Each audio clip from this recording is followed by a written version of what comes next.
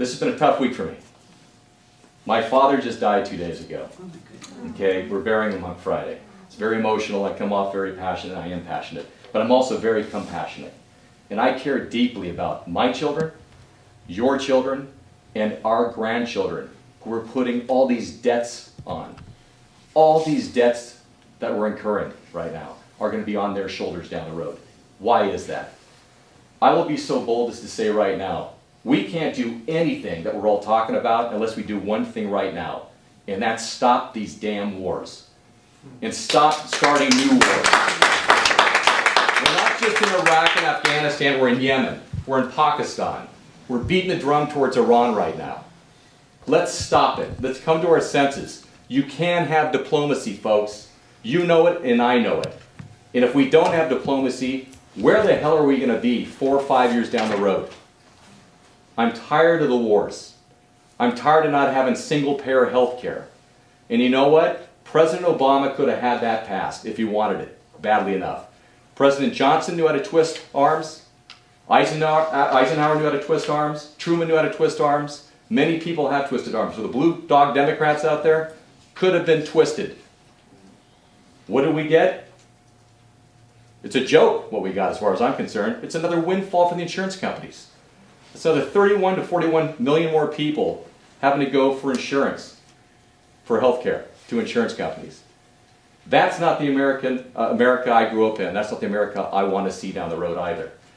When you have a gentleman, who's no gentleman in my eyes, from United Healthcare, making $1.5 billion, with a B, over 10 years in compensation, and an individual who took over for him in the last 5 years who's guaranteed $750 million. That's not the America I believe in and the America I grew up in. There's a lot of information out there we're not being told in the news. Why is that? Who owns the news? 5 corporations. Tied to what? We all know it, but I'm going to say it anyway. Tied to oil. Insurance companies. Nuclear energy. Banking systems. In weaponry making. GE, NBC, one of the top 5 contractors for weaponry in the world. I don't know how many of you caught the news article about 2 months ago, Huffington Post, and the Chronicle talked about it also. 152 former military brass, including generals, majors, colonels, took on jobs as lobbyists for Raytheon and other weaponry builders. And they're supposed to be supporting our young men and women on this war on terror. If that's not the fox guarding the hen house, if that's not a conflict of interest, then what is? During this healthcare crisis we're going through right now, in the last 2 years, you got to wait 2 years to become a lobbyist, 166 former congressional aides making $135,000 a year, which I would love to make half of that right now. They left their positions. Takes 2 years, they left to become what?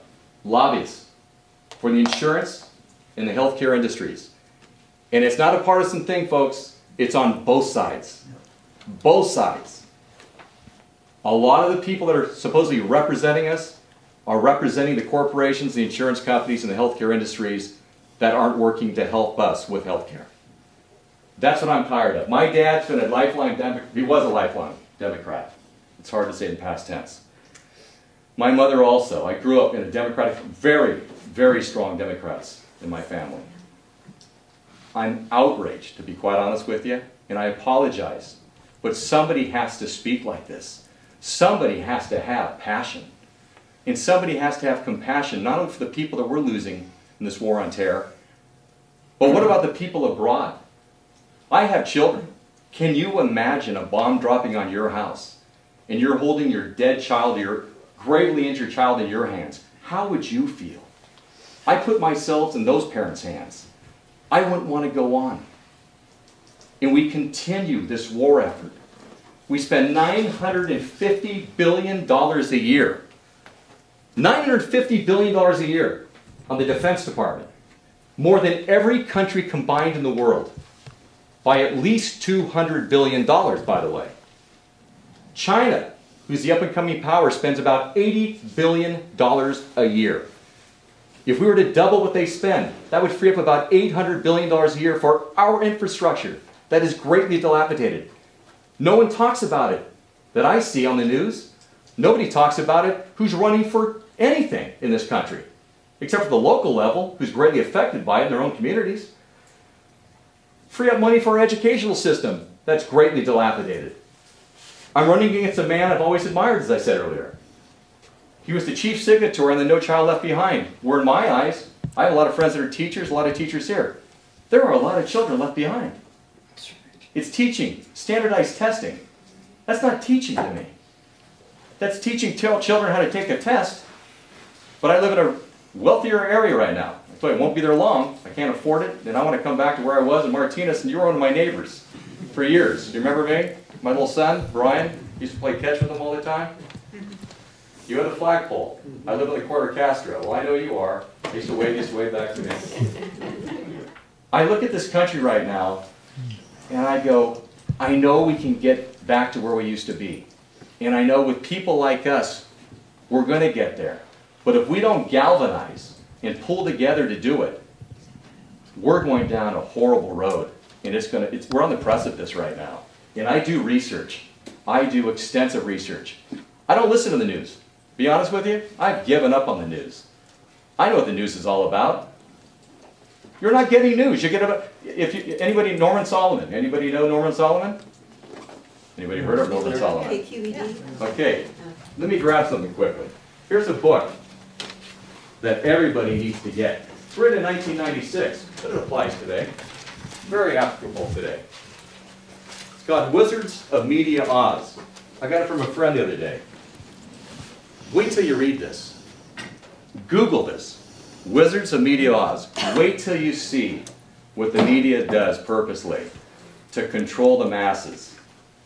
And it's not just Fox News, people. It's all of them. They love their jobs. They love their money. They love their stature. We're talking Ted Koppel, too. Broke my heart.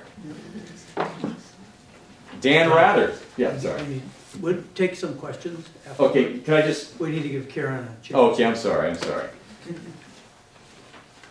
As I said earlier, I'm running against a man I've always admired. I do admire, but I think after 36 years, we need change. We need new, fresh, and passionate people in there that, as you alluded to earlier, that are going to implement change in legislation to make it go. Not just talk about it, do something about it. But I can't do it alone. I've got to get people in there like Marcy Winograd running, and other people around the country you never hear about on the news, because the news focuses on the people, the incumbents, or the people that are paid for, big time. I'm not taking any lobbyist money. I'm not taking any special interest money, and I'm going against the machine. But you know what? I'm not giving up. And this is a test run, and I guarantee you, I'm knocking on doors. This is the beauty of it. This isn't a Democrat thing. This isn't a Republican thing. First and foremost, it's an American thing. I love my country as much as anybody loves their country. But I see where our country is going, and I'm not going to allow my children to live in a country like we're going to right now. I will be damned if I allow that to happen. Thank you. Thank you, John. Now I'll calm down and take questions. Did anybody have questions for John? Quick question. Please. Yes. I'd just like to say that if win or lose, if you don't become the Democratic Party candidate, I wish you would run next time and the next time and the next time. Thank you. I am. For some office. I am. I don't see younger people willing to step up and do the job. I'm almost 50. Thank you, sir. Yeah. Hey, thank you very much. Thank you. Good. Yeah. Really. And however you can, get this message out. Oh, I am. And may I just one last thing. And if there's anything, we can help. This is very important. Please understand one thing. What's going on today